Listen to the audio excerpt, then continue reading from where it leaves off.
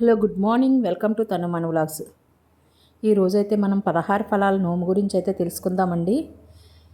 ఇవి మా అత్తగారికి వాళ్ళ తమ్ముడు భార్య ఇచ్చారు. ఆ నోము అయితే నేను ఎలా తీర్చారు ఏంటి అన్నీ మీకైతే చెప్తానండి. నోములు అయితే ఎప్పుడు మనం రథసప్తానికి కానీ శివరాత్రికి కానీ పడతారండి.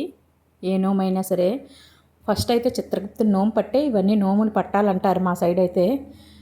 మరి ఇంకో వైపు ఏమైనా అంటారేమో మరి నాకు తెలీదు. మా వైపు అయితే చిత్రగుప్తుని నోము పట్టి తర్వాత ఈ నోములన్నీ నోచుకోవాలన్నమాట. చిత్రగుప్తుని నోము అయితే అంచులేని బుట్టతోని అన్నదమ్ముడికి కానీ ఓ బ్రాహ్మణుడికి కానీ ధాన్యం వేసిస్తారు. ఎద్దుమట్టలేని ధాన్యం వేసిస్తారండి. ఇదైతే ఇవ్వండి 16 ఫలాలు. మా అత్తగారికి పనసపళ్ళు ఇస్తుందన్నమాట. 16 ఫలాలు ఉండాలి. దేవుడి మూలనేమో 2 ఫలాలు పెట్టుకోవాలన్నమాట. 16 రకాల పళ్ళు అండి. 16 ఫలాల నోము ఎలా చేయాలో 16 రకాల పళ్ళు ఉండాలి. 16 ఉండాలి నోము. ఒక్కొక్కరికి 16 పళ్ళు ఇవ్వాలి. 18 కొనుక్కోవాలి. 2 దేవుడి మాలు పెట్టుకోవాలి. 16 పళ్ళు ముత్తైదుకి ఇవ్వాలి. అలా దానిమ్మకాయలు అవని, బొత్తాపళ్ళు అవని, అరటిపళ్ళు అవని, పనసపళ్ళు అవని, మెయిన్ ఉండవలసినవి పనసపళ్ళు, మామిడి పళ్ళు, కంపల్సరిగా అరటిపళ్ళు ఇవ్వాలటండి.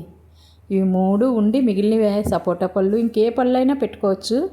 అలా 16 రకాలు అన్నీ ఒక రోజు దొరకలేనప్పుడు దొరికిన వల్ల తీర్చేసుకోవచ్చు అండి. సంవత్సరంలో ఏ రోజైతే మంచి రోజో ఆ రోజల్లా మనం ఒక్కొక్క నోము తీర్చుకొని ఒక్కొక్కరికి ఇచ్చేసుకొని వచ్చేవచ్చు. ఈ రోజైతే 5 ముత్తైదువులకి 5 రకాల పళ్ళతోని నోమైతే తీర్చారు వదిన. మా అత్తగారికి పనసపళ్ళు ఇచ్చారు, ఇంకొకరికి దానిమ్మకాయలు ఇచ్చారు, అలాగే బత్తాపళ్ళు ఇంకొకరికి ఇచ్చారు. వచ్చిన ముత్తైదువులకి అందరికీ పసుపు రాసి పారాని పెట్టి బొట్టు పెట్టి పువ్వులు పెట్టి నోమైతే అందజేస్తారండి. అవన్నీ వీడియో అయితే తీయడం కుదరలేదు. మా చిన్నత్తయ్య గారు పారానీలు అయితే పెడుతున్నారు. ఇలా మా అత్తగారు నోము అందుకొని ఆ మధ్యాహ్నం భోజనం చేసే వెళ్ళాలండి. నోము ఇచ్చి ఇక్కడ మా చిన్నత్తయ్య గారు వచ్చిన వాళ్ళందరికీ పారాని పెడుతున్నారు. బ్యాక్ సైడ్ నుంచి తీయడం వల్ల కనిపించలేదు. నోము అందుకొని భోజనం చేసి అయితే వెళ్ళాలండి ముత్తైదువులందరూ. ఇది మా వదిన గారు వాళ్ళ మేనత్త గారు అనమాట.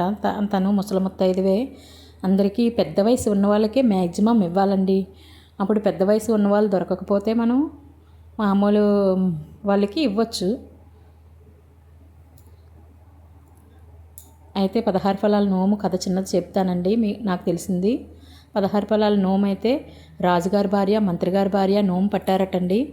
రాజుగారి భార్య అయితే 16 ఫలాలు 16 రకాలు ఒకేసారి అన్నీ దొరికినప్పుడల్లా దాచి దాచి ఇంట్లోని నోము ఇచ్చారటండి. మంత్రిగారి భార్య ఎప్పుడు దొరికినవి అప్పుడే ఫ్రెష్గా ఎప్పుడు ఉంటే అప్పుడే నోము తీర్చేశారట. అందువల్ల రాజుగారి భార్యకి అయితే మంచి పిల్లలు పుట్టలేదటండి. మంత్రిగారి భార్యకి అయితే మంచి పిల్లలు పుట్టారట. నువ్వు నోము నోచుకున్నావు, నేను నోచుకున్నాను, నీకు ఇలా జరిగింది నాకెందుకు ఇలా జరిగింది అని రాజుగారి భార్య అడిగిందటండి మంత్రిగారి భార్యని. నువ్వెలా చేసావు, నేను ఎలా చేశాను అని ఇద్దరు నేను ఇలా చేశాను అని చెప్పుకున్నారట. నేను ఎప్పుడు దొరికినవి అప్పుడే ఇచ్చాను అంటే నేను అన్నీ దాచి 16 రకాలు దాచి ఒకసారి ఇచ్చాను అంటే అవి బాగుంటాయా? 16 రకాలు పళ్ళు కదా, పాడవుతాయి, మీరు అలా ఎందుకు చేశారు అని చెప్పి ఎప్పుడప్పుడే నోము తీర్చాలి అని చెప్పిందటండి. అప్పుడు మళ్ళీ నోము పట్టి మళ్ళీ నోము అయితే తీర్చిందటండి మళ్ళీ రాజుగారి భార్య. ఇప్పుడు వాళ్ళ పిల్లలు కూడా చాలా మంచిగా ఆరోగ్యంగా చాలా బాగున్నారట. అప్పుడు సంతోషించి అయితే నోము ఇలా చేయాలి అని చెప్పి అనుకున్నారంట. ఇలాగా అందరూ కూడా ఇదే విధంగా నోమైతే చేసుకోవాలండి. నాకైతే ఇందులోని తప్పులున్నాయో ఉప్పులున్నాయో నాకు తెలియదండి. నాకు పుస్తకం కనిపించలేదు. నేను విన్నాను 16 ఫలాల నోమైతే నేను తీసుకున్నాను, చాలామంది దగ్గర విన్నాను. ఆ విన్న కథే మీకైతే చెప్పానండి. అందులో తప్పులుంటే మాత్రం ఎవరు ఏమీ అనుకోవద్దండి. వదినైతే ఎందుకో అరిటాకు వేస్తున్నారు. అరిటాకుతో నోమిస్తారేమో చూద్దాం మనం కూడా ఏంటి పెడతారా అని.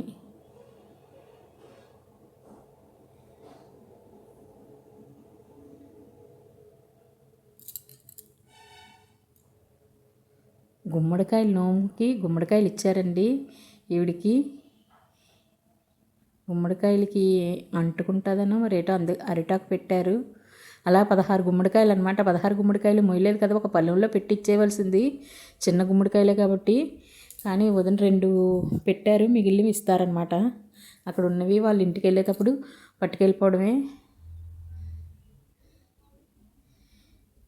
తిను మా వదిన అలా ఇరకత్తి అనుకుంటానండి. కొత్తగా పెళ్ళయింది వాళ్ళ అబ్బాయికి, వాళ్ళ అత్తగారు అనుకుంటాను.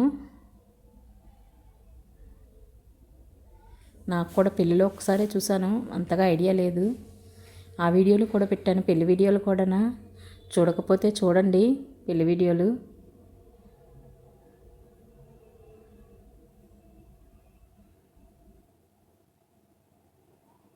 నోములు అయితే ఎంతమంది నోచుకుంటారు ఏంటి, నాకు కామెంట్ సెక్షన్లో కామెంట్ చేయండి. నేనైతే నోములు మాకు కార్తీక పౌర్ణాలు, ఆదినారాయణ నోములు ఇవి ఉన్నాయి.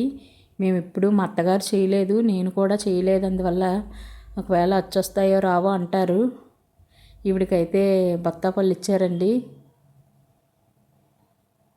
కొంతమందికి అచ్చి రావంటారు, మా వైపు కొంతమంది అయితే చేస్తారు నోములు. మీకు కూడా ఎంతమందికి ఇలాగా నోములు తీర్చి అలవాటు ఉందో కామెంట్ సెక్షన్లో కామెంట్ చేయండి. నాకైతే నోములు తీరిస్తే నోములు అందుకోవడానికైతే చాలా ఎక్కువగానే వెళ్తాను. కానీ ఇలా నోములు ఇచ్చినవన్నీ బయటికి పట్టుకెళ్తున్నారు గుమ్మడికాయలు అవిని. భోజనం చేసి వెళ్ళాలి, గడప దాటించేసిన తర్వాత అప్పుడు వాళ్ళు భోజనం చేసి అవి పట్టుకొని వెళ్ళాలి. వీళ్ళు 5 కూడా మంచి పని చేశారండి. ఒక్కొక్కరికి ఇవన్నీ ఒకళ్ళే తినేలేరు కదా, పనసకాయలు గుమ్మడికాయలు ఒకరికొకరు అలా పంచుకున్నారు. అక్కడే పంచుకొని మిగిలివైతే పట్టుకొని వచ్చారు. చాలా మంచి పని చేశారు.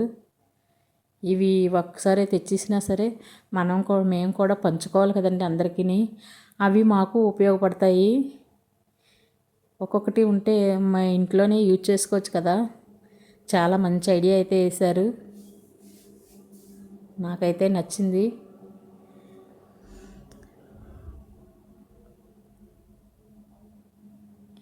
మా చిన్నత్తయ్య గారు ఏంటో చేస్తున్నారు, తాంబాల మీద ఎవరికి ఇస్తారు గబలు.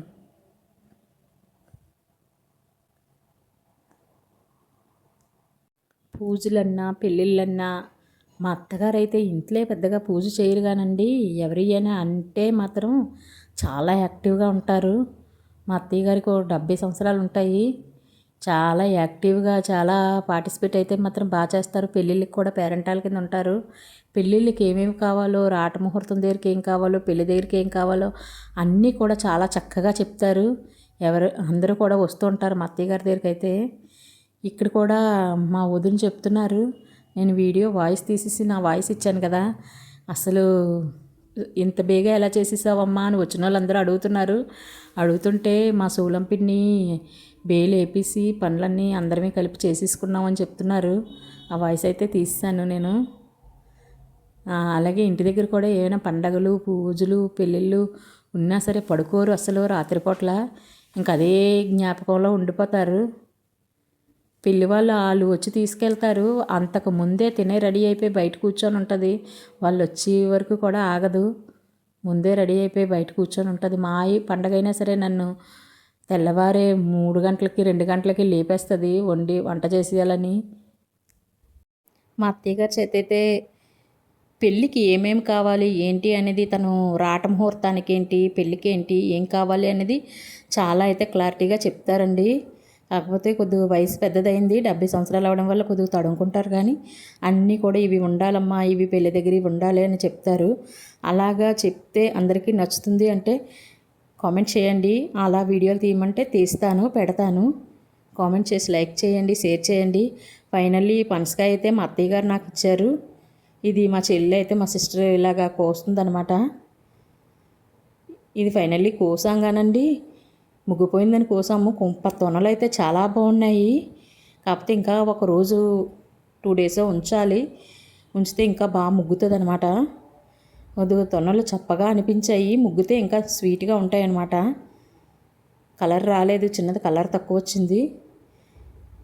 అక్కడ చిన్నది పోతుంది, అక్కడ తీసి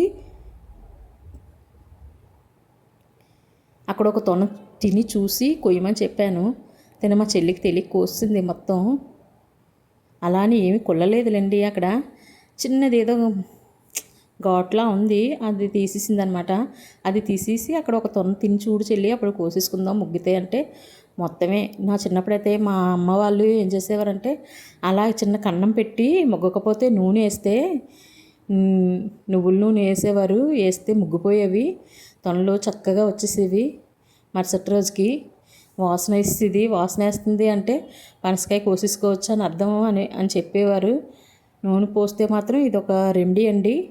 అందరూ కూడా గుర్తుంచుకోండి. పనసకాయ మొగ్గ లేకుండా మనం తెచ్చుకున్నాం అనుకోండి, చిన్న ఘాటు కన్నం పెట్టి, నేను ఫస్ట్ చూపించాను కదండి కన్నం పెట్టి, అలా కన్నం పెట్టి అందులో ఆయిల్ పోసామంటే చక్కగా ముగ్గిపోతుందండి. ఈ వీడియో అయితే అందరికీ నచ్చుతుందనే అనుకుంటానండి. మా సిస్టర్ అయితే ఎంత ఫాస్ట్గా తీసేస్తుందో, ఇది ఫాస్ట్ ఫార్వర్డ్లో పెట్టేశాను. అంత ఫాస్ట్గా అయితే మాత్రం తీయలేము. Thank you for watching. Please like, share.